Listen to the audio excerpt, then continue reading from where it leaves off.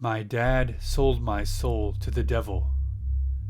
Yup, just about as crazy as the title sounds. My dad is what they call a macho man.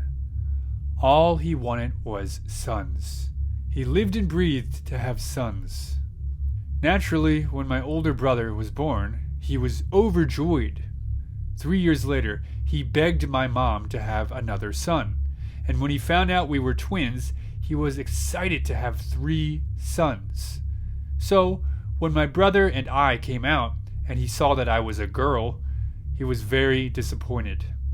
I've always been his least favorite kid, and he never even tried to hide it. While he named my brothers Anthony and David, which mean priceless and beloved, respectively, he named me Lilith, which literally means night monster. While my brothers and mom tried to be nice to me and call me Lily, he insisted on calling me Lilith, so I could, as he said, feel the disappointment that he felt the day I was born. Clearly, him and my mom did not stay married, and quite unfortunately, he signed for full custody when Anthony was 5 and David and I were 2. Things got worse from there. If he took Anthony and David out to eat or see a movie, I was to stay home. He spent all his time playing sports with my brothers and wouldn't let me join, even though I, as a girl, actually showed a genuine interest in what he was doing with my brothers. When I was 4, Dad got cancer, and from what I heard, it was supposed to be terminal. That's where the title of this story comes into play. Yup, he made a deal with Satan. 15 more years of life if he sold one of his children's souls. And big surprise, guess who he chose? Me. So once I die, it's off to hell, no matter how little I sin or how much I pray. It doesn't matter. My fate is sealed. The first time I remember something happening to me was about a month after my dad made that deal. I was in my tiny, cramped room trying to sleep on a bed I outgrew years ago while my brothers and dad watched a movie downstairs when I saw it. This thing in my closet. Its face was light-colored, with thin, hollow eyes and an open mouth. Its long and bony fingers wrapped around my closet door. There was no question that this thing was a demon. I immediately cried for my dad, who stormed up the stairs and gave me a beating for interrupting his movie night with his sons. After that, he called me a stupid little girl for crying and locked me in the room. As I cried all that night, the demon simply watched me from the closet, unmoving. Demons watching me were pretty normal from then on. Sometimes it would be the light-skinned, skinny demon in my closet. Other times a dark figure hovering over my bed. And on bad nights, a horned figure with glowing red eyes would stare at me, taunting me through the window. After a while, I stopped being scared of them. One night when I was 9, the gaunt creature was back in my closet, staring at me while I read. He began to make really weird growling noises, to which I shushed him. He then did something he never did before. While he would occasionally wrap his hand around my slightly open door, he would never actually come out of my closet. In one swift movement, he tore open my closet door and stood up fully, revealing that he was taller than the ceiling itself. He bent his neck in an abnormal way to fit under the roof. I should have been pooping my pants at this moment, but for some reason, I just wasn't that scared. We locked eyes for a while, which was more awkward than scary, so I just went back to reading my book.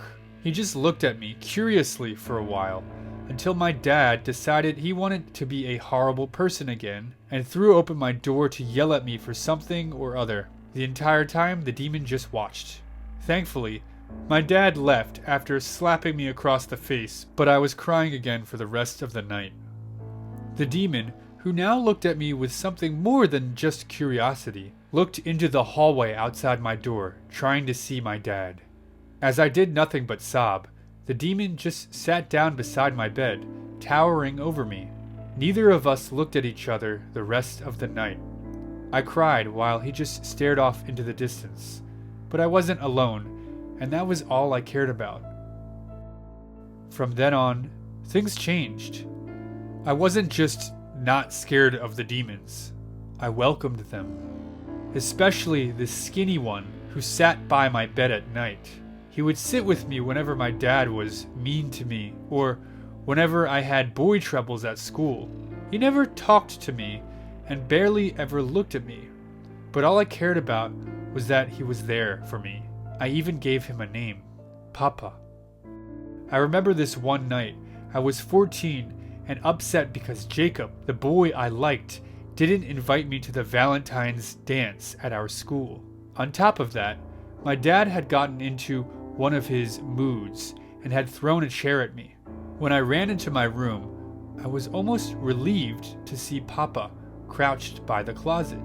"Papa!" I cried, running to him. It was stupid, I know. I was calling a literal demon Papa, but I had nobody else. He was the only one who had ever shown me any sympathy. At first, he stepped back, but as I cried even harder, he looked me in the eyes and stepped out of the closet. Then he did something surprising. He hugged me. As I felt his icy, cold hands wrap around me, I should have been terrified, but I was filled with love. Love for finally finding a dad who loved me. But one night, as I was doing homework for English class, I made a mistake. Papa looked curious, so I decided to read out loud to him. I guess I made too much noise though, because David opened my door. "Lilith, who the hell are you? What on earth is that?" He screamed, and my dad came rushing up. Papa couldn't hide in time, and now Anthony, David, and my dad all stared him down. He stood up, revealing his giant body, and David began to cry, while Anthony froze in place, and my dad ran off to get a bottle of holy water that he kept under his bed ever since the deal was made. As I tried to run away with Papa, he stopped me and shook his head. We both knew it was too late. I cried as I hugged him goodbye, and my dad approached us with the holy water and sprayed it on Papa. He let out a very loud cry that could have been heard from across the country. I watched in horror as Papa, who had stayed with me all these years, faded away into nothingness. "There, it can't hurt us anymore, sons," he said, embracing David and Anthony in a hug. I just laid over Papa's lifeless body, uncontrollably sobbing. We were all so caught up in that moment, we didn't realize something came up behind us. He was large, even bigger than Papa, and had 2 large horns, a goat's head, and a large stick in his hand. Dad turned around slowly, looking to this thing as he glared down at my abuser. "Your Majesty?" "We had a deal, Stanley. I granted you 15 more years of life on 2 conditions. 2. It boomed, and I noticed David had wet his pants. "It was a misunderstanding, sir. My daughter..." You were granted 15 years of life on the conditions that I get your daughter upon her death, and you never harm anyone ever again. Do you understand?" It asked. Yes, and I haven't, I promise." The creature laughed.